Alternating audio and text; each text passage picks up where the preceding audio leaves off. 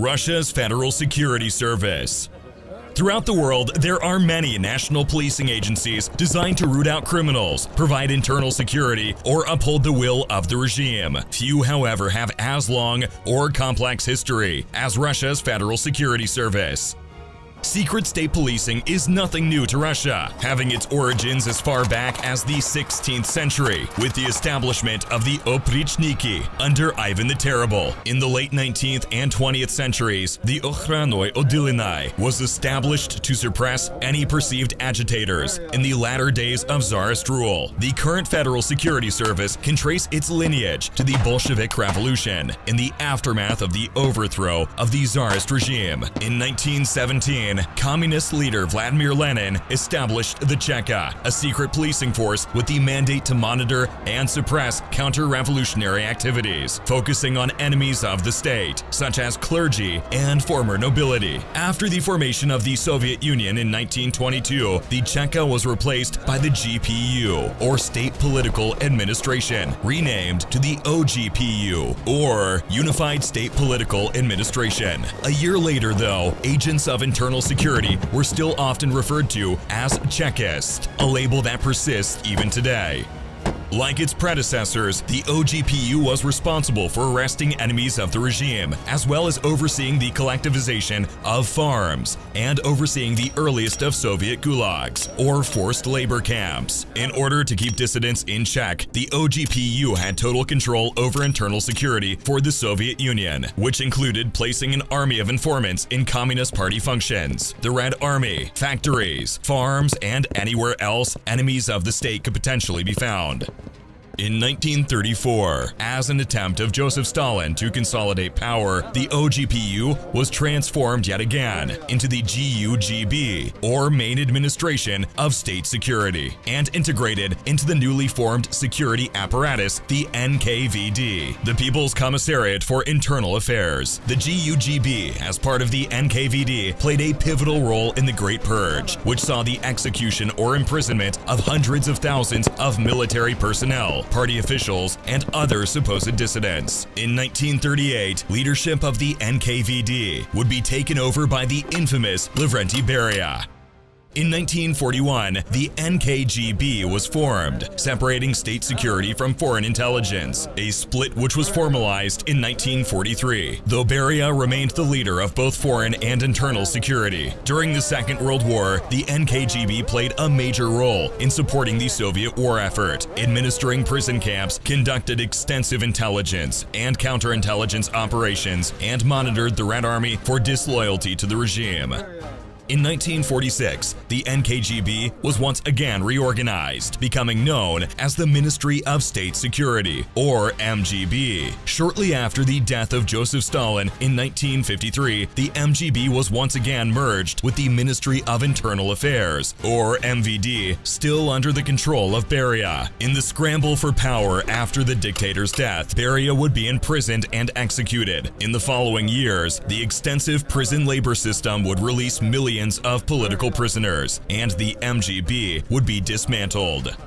Even as the MGB and other security forces were being eliminated in the post-Stalin reforms, there was still a clear need for intelligence and internal policing within the Soviet Union. In 1954, the KGB was created, with its stated mission to act as the sword and shield of the Communist Party. Throughout the Cold War, the KGB was actively involved in foreign intelligence gathering, a direct parallel to the American CIA and British MI6, though it also was heavily involved in internal policing, once again being used to monitor Soviet citizens for disloyalty, treason, or any activity deemed a threat to the Communist Party.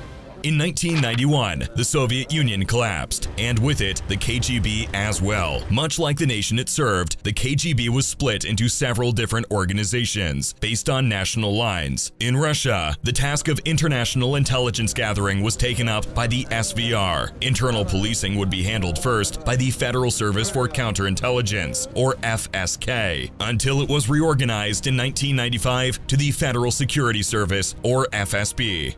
In 1998, former KGB operative Vladimir Putin was appointed head of the FSB by Russian President Boris Yeltsin. Since his ascension to leader of Russia in 2000, two men have headed the agency, both considered to be close allies of Putin.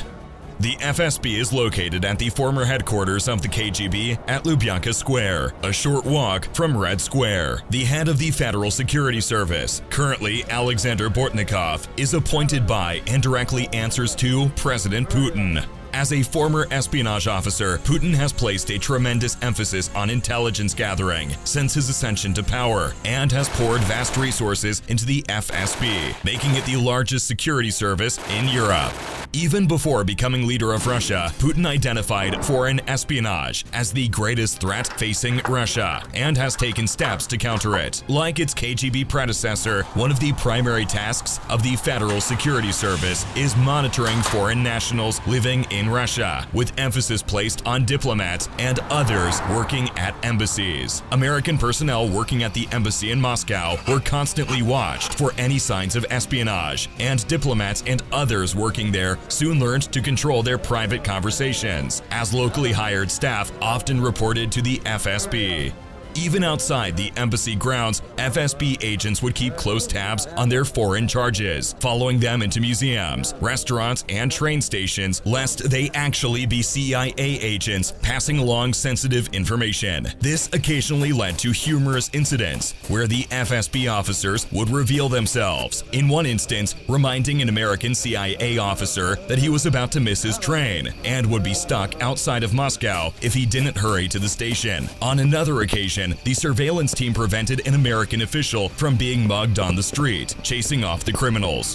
While the FSB does concern itself with dealing with foreigners, the priority of the organization is devoted to policing the Russian population. Particular emphasis is placed on monitoring the military, with at least one operative attached to each regiment in peacetime and one per battalion during war, though this number can increase as deemed appropriate. Once in place, the agent gathers informants drawn from the soldiers themselves, but also support staff, civilians living in the area, and even family members of the soldiers. The FSB can be heavy-handed when dealing with those deemed a threat to the regime. In 2006, FSB defector Alexander Litvinenko was living in London when he suddenly fell ill. After extensive testing, it was discovered that he was poisoned by polonium, a rare radioactive element. All evidence points to the FSB and the Russian government ordering the assassination, as usable amounts of polonium can only be produced through extensive nuclear programs, something only a national government would have access to.